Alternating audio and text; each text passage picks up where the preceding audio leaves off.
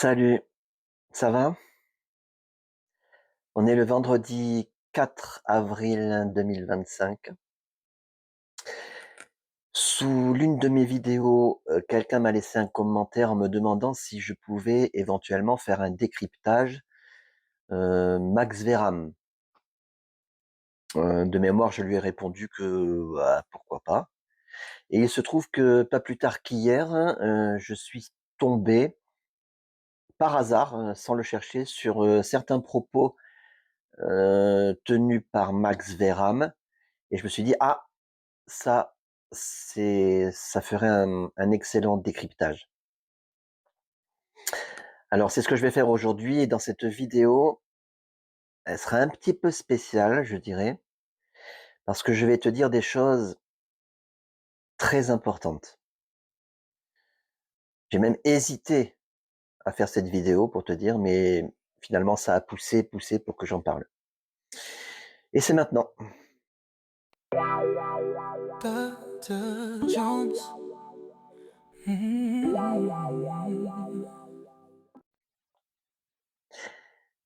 Alors, avant de rentrer dans le vif du sujet, si je puis dire, en analysant certains propos tenus par Max Verram. Comme je t'ai dit, c'est une vidéo un peu spéciale, au point que, après ce que je vais dire aujourd'hui, il y a un risque que on me colle l'étiquette Dr Jones égale radical. Et je pense que c'est ça que je vais mettre sur la vignette. Comme ça, je coupe un peu l'herbe sous le pied. Je vais mettre radical, peut-être avec un point d'exclamation. Oui, parce que c'est l'étiquette qu'on met habituellement sur, les propos, qui sont totalement inaccessibles au mental. Donc voilà, je comprends pas, donc c'est radical ou personne ne peut comprendre, donc c'est radical, enfin bref, peu importe. Hem, donc c'est un petit disclaimer là que je fais avant d'en parler. En fait, j'ai déjà parlé de ça dans d'autres vidéos, j'en parle même dans mes chansons, mais un petit peu au compte-gouttes, justement pour que ça soit pas violent. Mais comme, je l'ai dit dans mon introduction, c'est quelque chose que, ce dont je vais te parler, hein, c'est quelque chose que j'investigue parce que je suis poussé à l'investiguer. Je devrais même pas dire que je suis poussé à l'investiguer. Tu comprendras à la fin de la vidéo pourquoi je devrais même pas dire ça.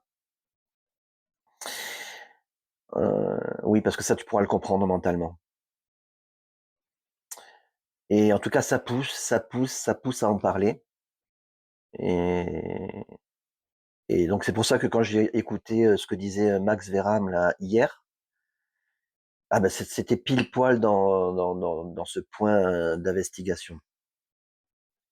Quand je dis, un point d'investigation, pour illustrer ça, si je reprends l'illustration, l'analogie, la métaphore de l'océan et des vagues,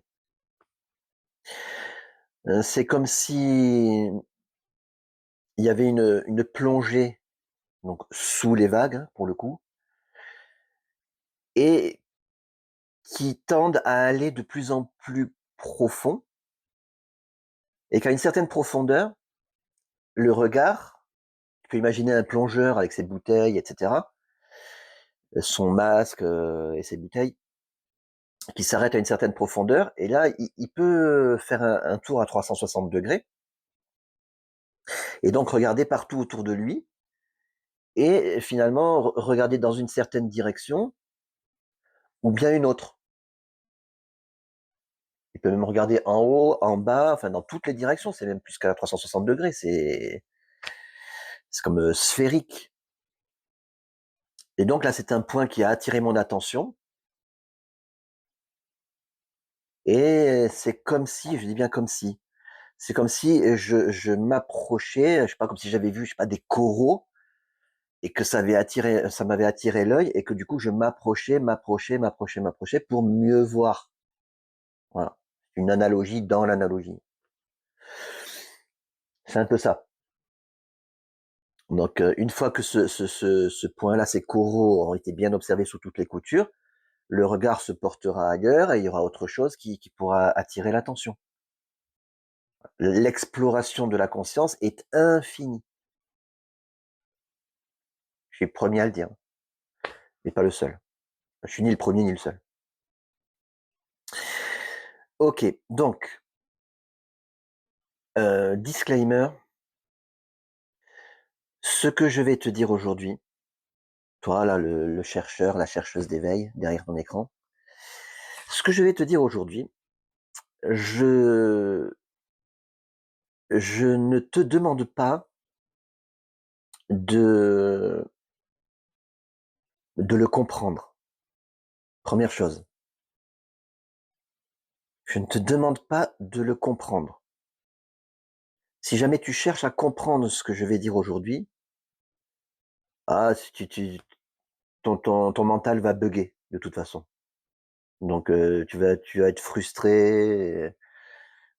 C'est pas que t'es pas capable de comprendre ou que ton mental n'est pas assez efficace. C'est simplement que je vais dire des choses qui vont au-delà du mental. Donc ça dépasse le mental, que ce soit le mental ici, derrière l'écran, ça dépasse le mental. Ce n'est pas mental. Donc les mots que je vais employer ne seront que des pointeurs, comme d'habitude. Les mots sont faux, ils pointent vers la lune. Ne t'arrête pas au doigt, ne cherche pas à analyser les mots, les phrases, ne cherche pas à analyser le doigt. Sinon, tu perds ton temps. Tu rates la cible. Ok, première chose. Donc, je te demande pas de comprendre ce que je vais dire. Deuxième chose, alors encore plus important, je te demande de ne surtout pas croire ce que je vais dire. Surtout pas. Pourquoi je te dis ça? Ça, je peux te l'expliquer. Oui, ça, c'est compréhensible. C'est tout à fait au niveau du mental, au niveau des vagues. Hein, ce que je vais te dire maintenant, là, avant vraiment d'entrer dans le vif du sujet. Euh, Pourquoi je suis autant fâché avec les croyances? Bah, tu vas comprendre là, si je t'explique ça. Qu'est-ce que c'est que croire? Est-ce que tu aurais une définition là, à l'esprit? Que signifie croire? Ou qu'est-ce qu'une croyance? T'as une idée là-dessus? Alors, je vais te donner ma définition. Euh, Croire, c'est accepter comme vrai une information dont on n'a pas la moindre preuve. Je répète, croire, c'est accepter comme étant vrai une information dont on n'a pas la moindre preuve. Qu'est-ce que j'entends par preuve?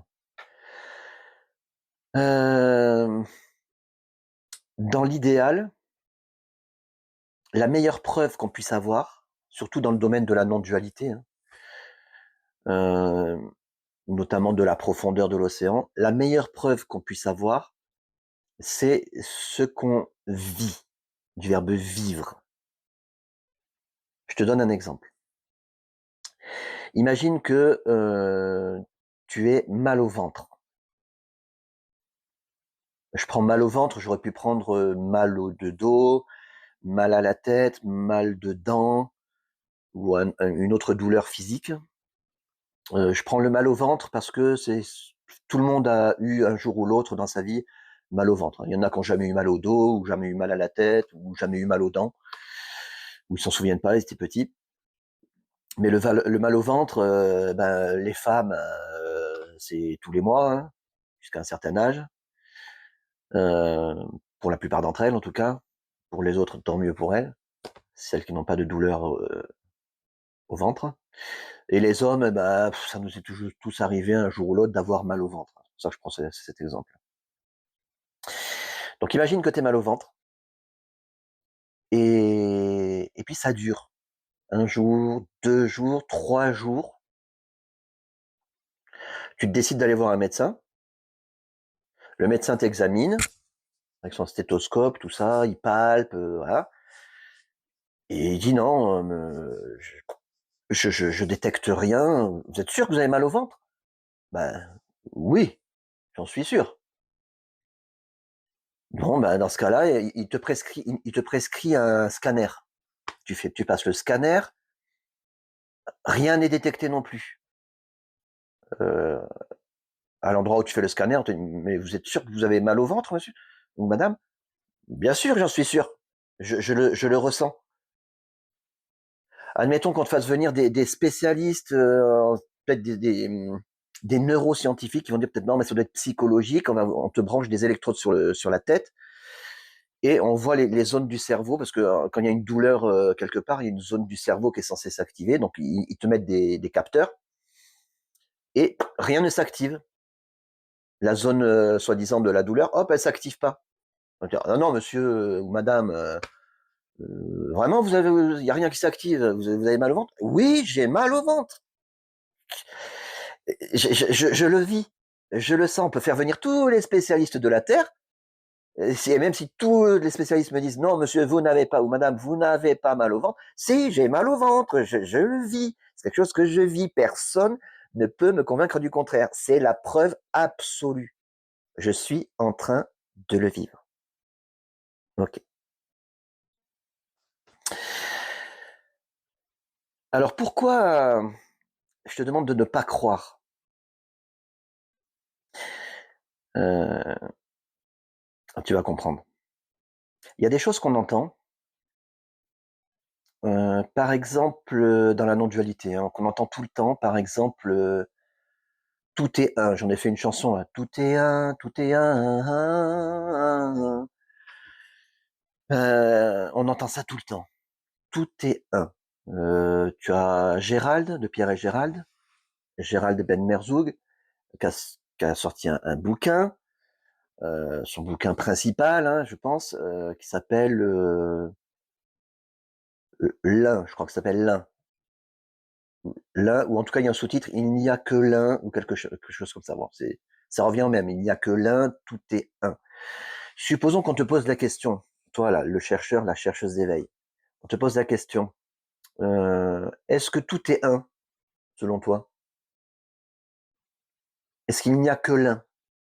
Est-ce que tout est un? Il va dire quoi?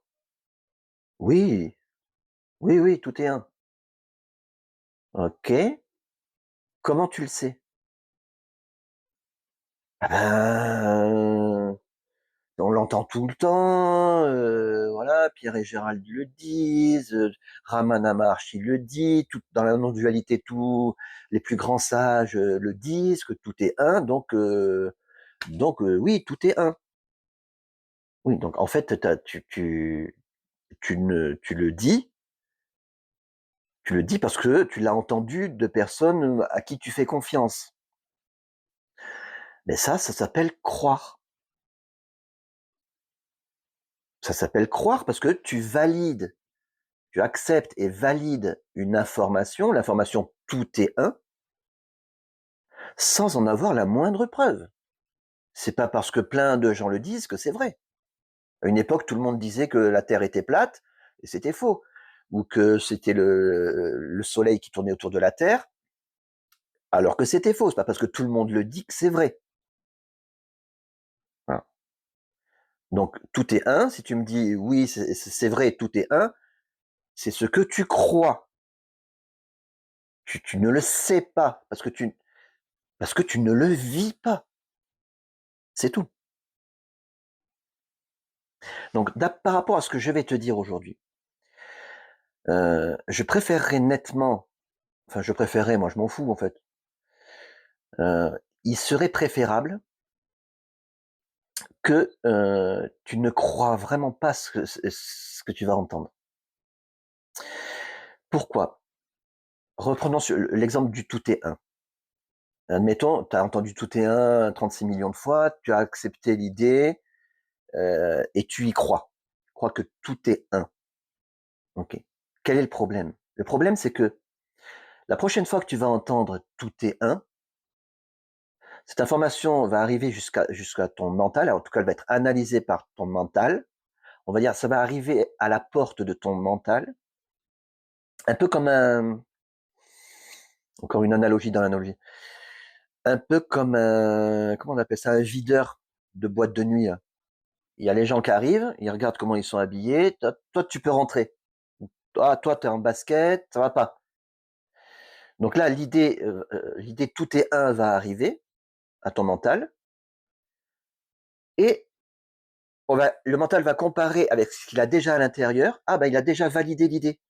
Il a déjà validé, il croit déjà que tout est un. Donc là, l'idée, on entend tout est un. Hop, c'est validé parce que j'y crois et ça va rentrer, mais ça va rester au niveau pour le coup de la boîte crânienne. Non, c'est pas la boîte de nuit, c'est la boîte crânienne. Ça va rester au niveau mental. Voilà. Je l'ai dit dans une autre vidéo, les croyances, c'est comme une prison mentale. C'est-à-dire que quand une idée arrive à ton mental et que tu la valides sans en avoir la moindre preuve, donc que tu te mets à y croire, c'est comme si tu la laissais pénétrer dans ton esprit, mais que tu l'enfermais dans une cellule de prison à l'intérieur de ta tête. Voilà. Et là, à chaque fois que tu vas entendre tout est un, ou il n'y a que l'un, hop, ça va rentrer, parce que tu y crois, ça va rentrer, mais ça va rentrer dans la même cellule. La cellule, tout est un. Et ça va pas descendre au cœur. Ou alors très difficilement. Par contre, si tu n'y crois pas, si quand on te dit tout est un, tu admets honnêtement, l'honnêteté, c'est une valeur, la valeur la plus précieuse, hein, je pense, hein, pour le chercheur d'éveil. Si lorsque tu entends tout est un, tu dis, et qu'on te demande est-ce que c'est vrai? Est-ce que tout est un? Que tu dises, mais j'en sais rien en fait. Ah mais ça c'est parfait. Ça c'est parfait. Pourquoi? Parce que la prochaine fois que tu entends tout est un, au lieu de faire rentrer directement l'idée de la mettre en cellule à l'intérieur parce que tu y crois, non, tu vas en tant que videur de boîte là, tu vas te méfier.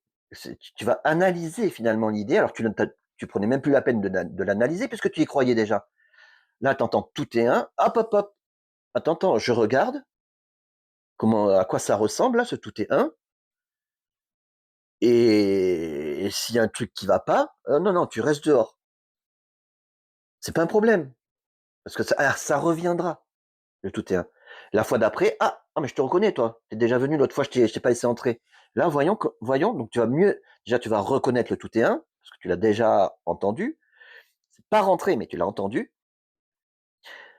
Tu l'analyses à nouveau, ce que tu avais déjà vu la dernière fois, c'est très vite se scanner. Donc le checking, il est beaucoup plus rapide à ce niveau-là. Mais du coup, tu vas prendre le temps de mieux regarder. Jusqu'au jour où, mais finalement, je peux laisser rentrer cette idée. Parce que c'est qu'une idée, cette information, tout est un. Mais là, quand elle rentre, à ce moment-là, c'est pas parce que tu y crois. C'est parce que tu acceptes simplement de la laisser rentrer. Et j'ai envie de dire, tu acceptes la laisser faire son travail. Ça rentre pas dans une cellule quand c'est comme ça. Ça pénètre, ok, c'est rentré. Si on te demande est-ce que tu y crois, est-ce que c'est vrai? Non, j'en sais rien, t'en sais toujours rien, mais tu as simplement accepté de l'entendre. Et c'est dans un coin de ta tête. Et comme dit, je crois que c'est Didier Weiss qui dit ça, une fois que c'est là, que c'est libre à l'intérieur de ton mental, c'est pas emprisonné dans une croyance, parce que tu n'y crois pas encore à ce niveau-là, c'est juste que tu l'as laissé entrer. Comme dit Didier Weiss, le verre est dans la pomme. C'est-à-dire que ça va faire son travail, tout seul, tout seul, tout seul, tout seul. Et c'est là que ça peut descendre au cœur, dans la profondeur. Ça peut. Ça met un certain temps, plus ou moins longtemps, ça dépend des circonstances. Mais là, au moins, c'est libre. Ça reste pas au niveau mental, c'est libre de descendre. Jusqu'au jour où, effectivement, là, ah ouais, ça y est, je le vis, le tout est un. Je le vis, ça devient du vécu. Et là, c'est comme pour le mal au ventre. Si quelqu'un te dit non, non, mais tu dis tout est un, mais c'est en fait que tu répètes simplement ce que tout le monde dit. Ah non, non, non, non, ça n'a plus rien à voir. C'est plus du tout une croyance, c'est du vécu. Et personne au monde ne pourra te convaincre du contraire. Quand tu vis qu'il n'y a que l'un, ah ben c'est fini. Il n'y a pas de retour en arrière possible. Personne ne peut te convaincre du contraire. Voilà. Donc, ce que je vais te dire, n'essaie pas de le comprendre, c'est pas la peine. C'est au-delà du mental. Surtout, ne le crois pas. Si ensuite je te dis, est-ce que ceci, cela que j'aurais dit entre temps, est-ce que ceci, cela, c'est vrai? Et que tu me dis oui, oui, oui, c'est vrai. Non, alors là, c'est que tu as loupé le coche. Je préfère que tu me dises, enfin, je préfère. Il est préférable, pour moi, ça n'a pas d'importance. Il est préférable que tu répondes, une fois que si je te dis, alors ce que je viens de te dire là, est-ce que c'est vrai? Il est préférable que tu répondes, je n'en sais rien. Ça sera parfait. Est-ce que tu l'as entendu? Oui. Ah bah, alors c'est l'idéal. Tu as plus qu'à lui laisser faire, le travail. Le verre est dans la pomme. Voilà, et il est pas enfermé dans une cellule. C'est pas une croyance. Tu auras entendu ce que je vais te dire et ça sera libre de faire son travail. Voilà. Une fois que j'ai dit tout ça, je suis désolé, c'est un peu long, mais c'est nécessaire. Une fois que j'ai dit tout ça, alors, oui, on peut, rentrer dans le décryptage, hein, heu le décryptage en lui-même des propos de Max Verham. Alors Max Verham, euh, j'en ai j'en ai jamais quasiment jamais parlé sur ma chaîne, sauf dans un clip qui s'appelle Oui mais toi, où je l'évoque bon, j'évoque plein d'éveillés dans ce clip, donc à chaque fois c'est que quelques secondes, dont Max Verham. Et là, j'ai parlé de lui en des termes un petit peu ambigus, peut-être pas très gentils, je dirais. Je te montre un très court extrait.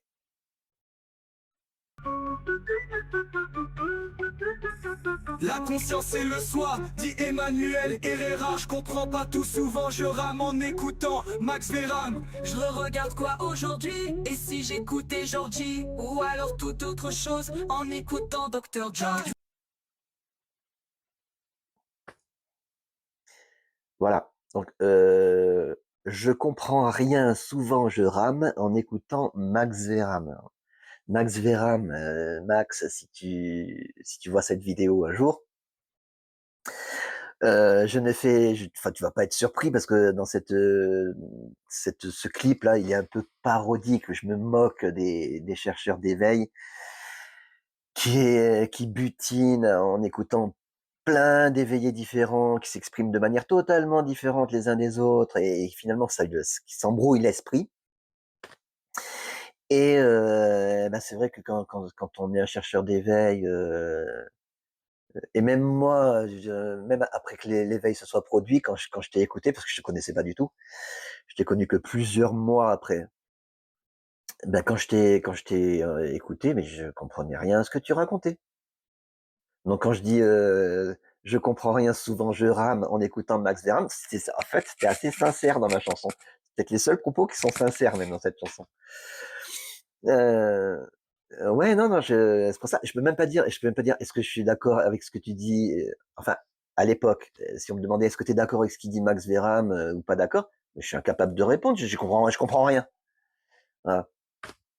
Et je trouve que tu finis pas tes phrases, tu commences un morceau de phrase, hop, ça passe à un autre morceau de phrase, hop, un autre morceau de phrase. C'est incompréhensible.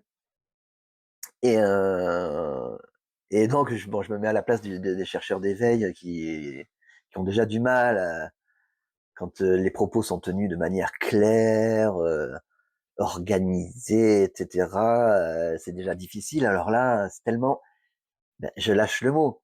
C'est tellement radical, c'est tellement radical les propos de Max Verham que c'est déroutant. C'est déroutant pour un chercheur de. Je comprends très bien que ce soit déroutant. Après, il y en a je sais pas, ça va déclencher quelque chose, ça va percuter, je sais pas. Apparemment, ça a de l'effet sur certains, certaines. Tant mieux, voilà, tant mieux. Voilà. Sinon, ça c'est pour Max Verham. Que dire de plus? Ben, Max Verham, je l'aime bien, moi. Je sais il y en a beaucoup qui lui jettent un peu la pierre. Le pauvre, je trouve que c'est pas mérité. Pas mérité. Moi, Max, je le trouve touchant. Je trouve, je sais pas, je trouve une fragilité, une humanité qui est touchante. C'est tellement son humanité comme ça quand on le voit, quand on l'écoute, comparé au côté radical de son message, ah, c'est ça je sais pas, qui est touchant. Voilà, j'aime bien, j'aime bien. Et d'ailleurs, dans les propos que je vais décrypter là, euh, ben tu vas voir, je vais pas te spoiler le truc. Alors, je suis tombé dessus hier soir. Ouais, c'est ça, hier soir. Et en fait, c'est une rencontre Zoom avec. Alors, je vais te montrer je vais me pousser un peu et je vais te montrer Je vais te montrer d'abord sur quelle chaîne je l'ai trouvé. C'est une chaîne qui a 289 abonnés de mémoire. Et donc, ça lui fera un petit peu de publicité. Peut-être qu'il va avoir d'autres abonnés avec cette petite pub là. Donc, je te montre sa chaîne. Voilà. Donc, zéro dualité. Et la vidéo qui est concernée, bah, c'est celle qui est la plus ancienne, en fait, qui date d'il y a 2 ans. Donc la chaîne est assez récente, hein. Toutes les autres vidéos datent d'il y a 1 an, enfin, estampillé 1 an sur YouTube, le truc qui est très très vague. Donc c'est la plus basse, la plus ancienne, 2 ans. Et donc c'est une espèce de débat. Donc je vais te montrer une vignette plus grosse. Voilà. Un débat avec donc il y a plein d'invités, hein, c'est en Zoom, mais il y a des guests tels que José Leroy, toujours impeccable, José Leroy, Didier Weiss, Christine Morancy et donc Max Verham, juste à côté. L'extrait que je vais te montrer, c'est un dialogue entre Christine Morancy et la réponse de Max Verham.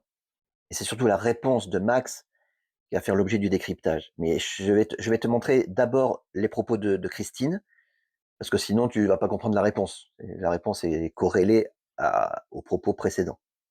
Ok? Allez, à tout de suite. Différentes parce que ce serait il y a aucune limite, hein. Ça, pour moi, ça avait tellement été énorme. À un moment donné, quelqu'un me demandait pourquoi la guerre, pourquoi les meurtres, pourquoi les assassins, pourquoi? Parce qu'on s'est assez aimé en tant qu'absolu pour se faire un rêve sans aucune limite.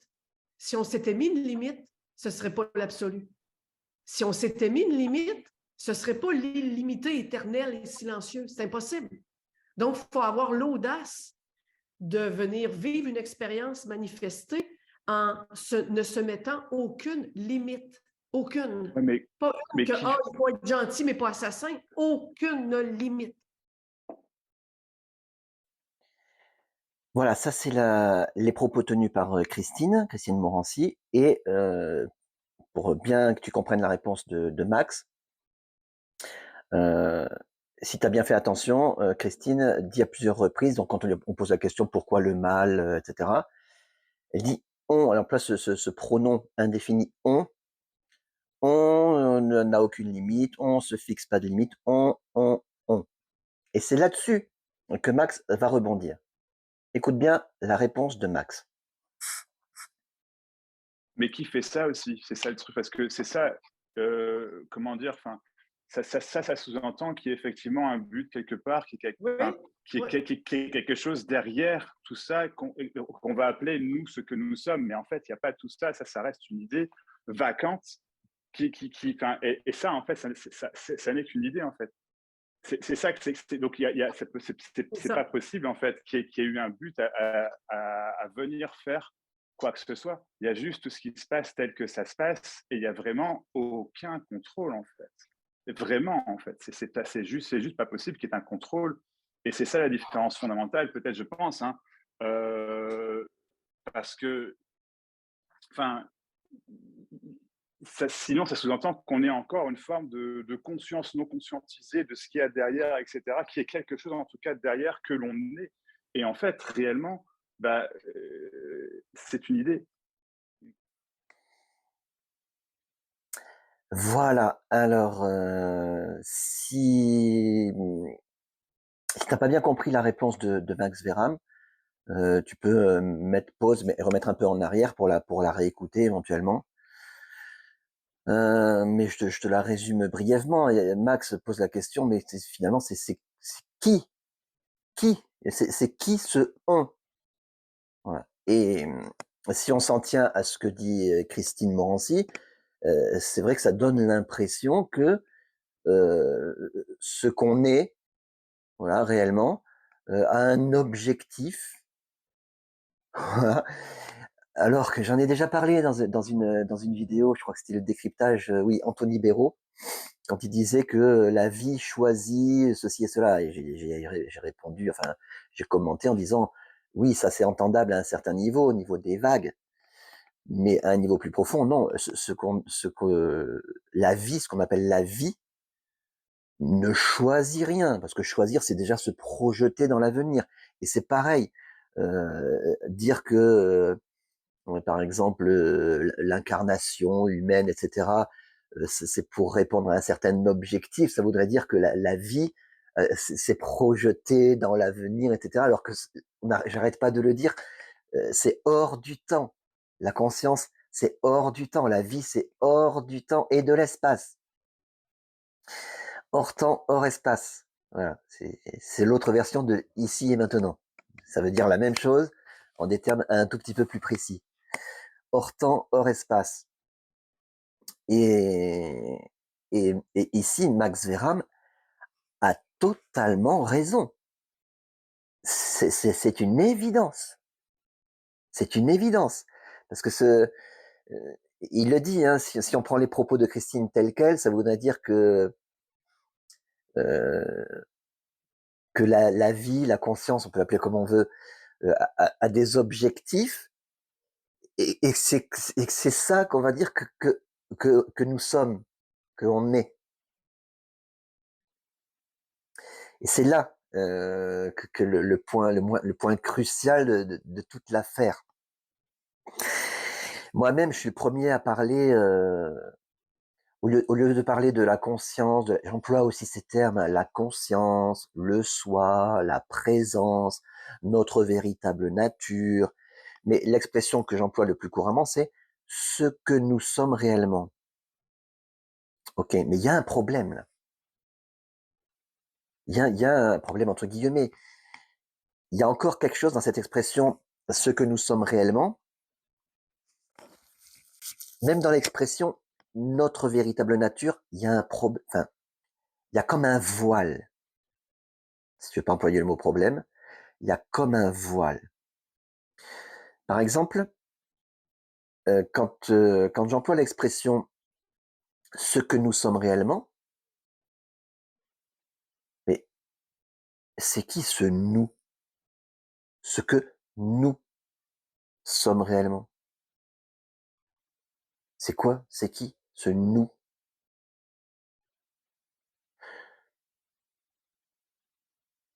Quand on dit notre véritable nature, mais notre, à qui? La véritable nature de qui? Si la personne n'est qu'une construction mentale, et c'est le cas, puisque la personne, le personnage, n'est qu'une construction mentale, ben alors c'est la véritable nature de qui quand on dit notre, ou quand on dit ce que nous sommes, ou ce qu'on est avec le on, le fameux on. Pareil, c'est un pronom personnel, on. C'est personnel. Ça n'a pas de sens. Ça n'a tout simplement pas de sens. Même dans la fameuse chanson Nous sommes un, là, celle qui a eu le plus de vues, 7000 et quelques vues, je crois, sur ma chaîne, Nous sommes un, c'est qui ce nous?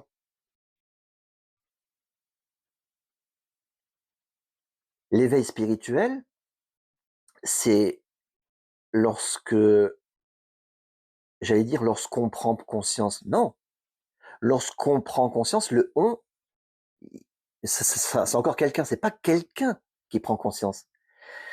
L'éveil spirituel, c'est lorsqu'il y a une prise de conscience, on peut l'appeler comme ça, au moins je mets pas de pronom personnel, il y a une prise de conscience selon laquelle ce qui était appelé moi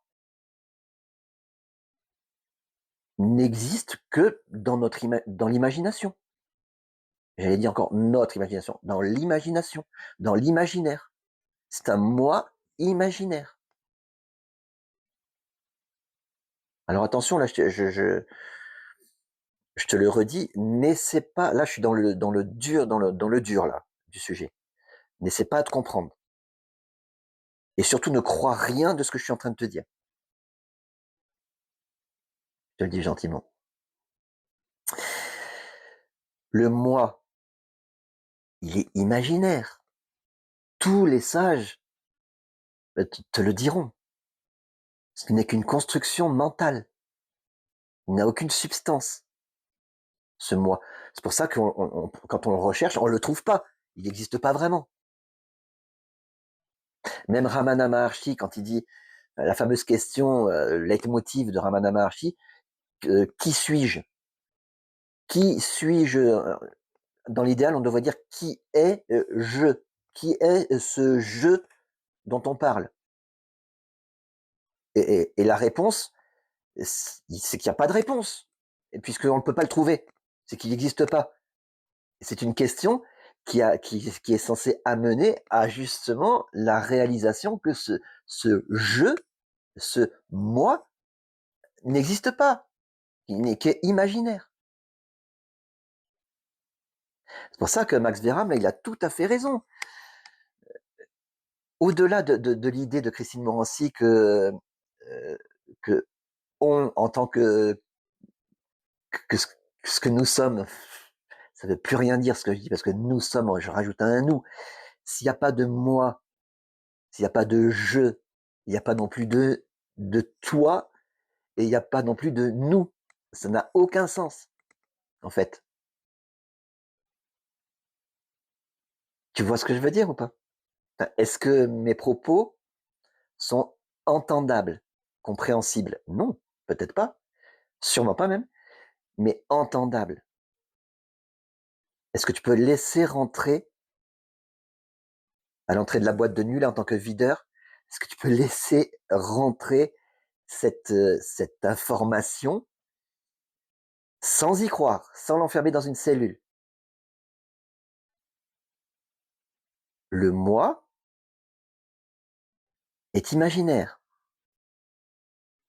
Le je, quand je dis je, il est imaginaire.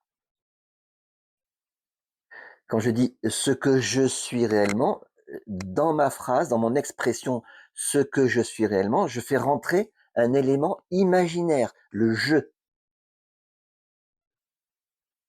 J'avais dit dans une autre vidéo, je crois que c'était le décryptage, je t'ai dit, je l'ai dit au compte-gouttes, dans le décryptage Marc Marcis Vert, J'avais montré des extraits de clips et je t'avais dit que de je suis conscient peut passer à je suis et que ensuite l'étape suivante, c'est d'enlever le je. Il resterait simplement suis, donc on met à l'infinitif être. Là, ok, être. Il n'y a plus de je, de tu, de il et de nous. Être. C'est ce qui est. Et Max Verham n'arrête pas de le dire. C'est ce qui est, c'est ce qui est, c'est ce qui est. Il n'y a pas de je, il n'y a pas de tu, il n'y a pas de nous. Il n'y a pas de moi, il n'y a pas de toi.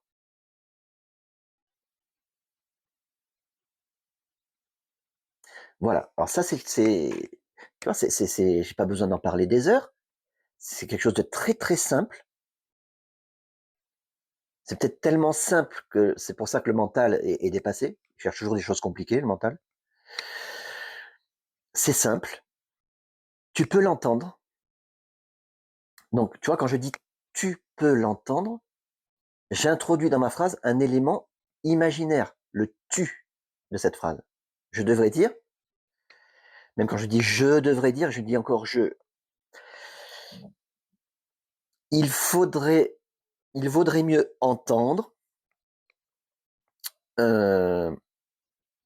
cette information est acceptable, est entendable. Elle peut rentrer dans le mental. Je dis pas ton mental, le mental, dans le mental, et faire son travail et descendre dans le cœur. Voilà. Si on voulait s'exprimer en accord avec ce qui a été dit là dans les 3-4 dernières minutes, il faudrait éviter, dans toutes les phrases qui sont prononcées, d'employer je, tu, il, nous, moi, toi, lui, elle, parce que tous ces éléments-là sont totalement imaginaires. Pas facile, hein? Pas facile. C'est tellement pas facile que on se donne pas la peine de le faire. Quand je dis on se donne, je parle de moi et des autres accompagnants spirituels. C'est pas facile. C'est vraiment pas facile. Alors, allez, on balance des jeux, des tu, comment tu vas? Ah ben voilà. Comment tu vas? Non, qui? Il y a personne pour aller bien ou mal. C'est ridicule. Voilà. Je vais bien. Qui je? Une vidéo est organisée, un zoom. Allez, on va faire ceci. Qui on? Il n'y a pas de on. C'est imaginaire. On. Il n'y a que ce qui est. Et ce qui est totalement impersonnel.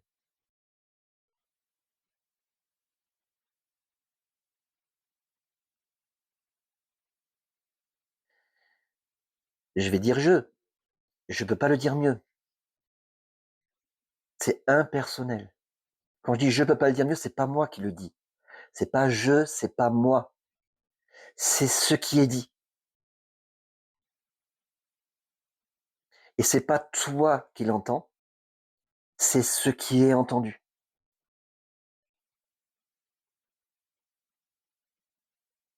Et c'est ce qui devait être, enfin c'est ce qui a été dit et c'est ce qui a été entendu. Il n'y a pas de devoir, parce que devoir, c'est encore une projection dans le temps. C'est comme ça, c'est spontané, c'est ce qui est, c'est ce qui est dit, c'est ce qui est entendu, c'est ce qui rentre, c'est ce qui fait son travail tout seul, c'est ce qui descend au cœur, c'est ce qui ensuite s'exprime. Et tout ça n'a rien de personnel. Alors oui, ces propos qui ont été tenus durant les quelques dernières minutes peuvent être qualifiés de ces paroles donc de radical, bien sûr, pas de souci, pas de souci, c'est ce qui a été dit, c'est ce qui a été étiqueté de cette manière-là, c'est ce qui est, c'est totalement accueilli, ça fait son œuvre, la conscience à l'œuvre, spontanément, et c'est merveilleux, c'est super. C'est pour ça que il y a eu, cette envie, cet élan, cette poussée pour en parler, parce que c'est tellement beau, c'est comme une libération. C'est la libération. Voilà les mots qui sont dits ici. C'est la libération lorsque tous ces éléments personnels se dissolvent. C'est merveilleux. C'est merveilleux. C'est ce qui est. Sans je, sans tu, sans nous. C'est ce qui est. C'est génial. Et c'est ça l'éveil. C'est ça l'éveil. Alors ce qui a été dit ici et entendu peut faire son travail à présent. Pas besoin du mental pour ça. Ça tombe très bien que ça soit hors du mental, au-delà du mental. Ça peut descendre et ça peut ensuite se vivre.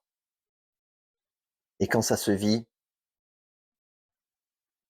c'est parfait. Comme pour le mal de ventre, comme pour le tout est un. Rien ni personne, surtout personne, puisque c'est imaginaire, personne, ne peut dire ou faire quoi que ce soit qui puisse changer ce qui est. Si c'est vécu, c'est vécu. C'est pas vécu par quelqu'un. C'est pas vécu par une personne. C'est vécu. C'est ressenti. C'est comme ça. C'est au-delà du mental. Voilà. Donc là, je vais revenir au niveau des vagues maintenant. Donc je réemploie le je, tu, vous, voilà, en sachant très bien que tout ça, c'est imaginaire. Voilà. Je le dis depuis le début, quand on parle de l'éveil, on dit des choses en sachant très bien qu'elles sont fausses, mais on les dit pour être compris, pour qu'il y ait une communication qui soit possible et pas trop lourdingue. Voilà. Donc je te remercie pour ton attention. Ouais, je te remercie. Il n'y a pas de je qui remercie et le te non plus, et le te aussi est imaginaire. Donc s'il y a eu attention à ce qui a été dit, c'est ce qui est. S'il n'y a pas eu attention, s'il y a eu un décrochage, c'est ce qui est et c'est parfait comme ça. Ça reviendra. Ça veut dire que ça a été arrêté à l'entrée de la boîte de nuit là. Ça reviendra et ça sera examiné de nouveau, plus en profondeur. Voilà. Merci pour votre attention à tous. Si vous voulez me coller l'étiquette Dr Jones radical, je m'en fous complètement. Dr Jones, c'est totalement imaginaire. Voilà. Et ce qui peut coller une étiquette comme ça radicale, la personne qui fait ça, elle est totalement imaginaire aussi. Donc je serais bien bête d'y accorder la moindre importance. Donc faites comme vous voulez, il n'y a pas de souci, il n'y a pas de souci. Max Veram, je t'embrasse. J'espère qu'on pourra se capter, toi et moi, un jour, et discuter face à face, là. Enfin, ça sera ni toi ni moi, mais ça sera un bon moment, certainement. Et voilà, n'hésitez pas à poser des questions en commentaire si vous voulez. Si vous n'êtes pas d'accord, pas de souci. Je compte faire bientôt une vidéo de réponse aux commentaires, en choisissant les pires, j'allais dire, ceux qui contestent ou ceux qui posent des questions aussi. Ça sert à rien de commenter des commentaires qui sont trop gentils. Hein. Merci d'ailleurs pour ceux qui postent des commentaires super gentils. J'ai eu beaucoup de commentaires très gentils par rapport à la vidéo La vie est un miracle, la vidéo de Alice, pas du tout la mienne. Ouais, bah, merci pour elle. Même si elle n'existe pas. Ouais, c'est chaud, hein. Allez, je vous fais de grosses bises et je vous dis à très bientôt.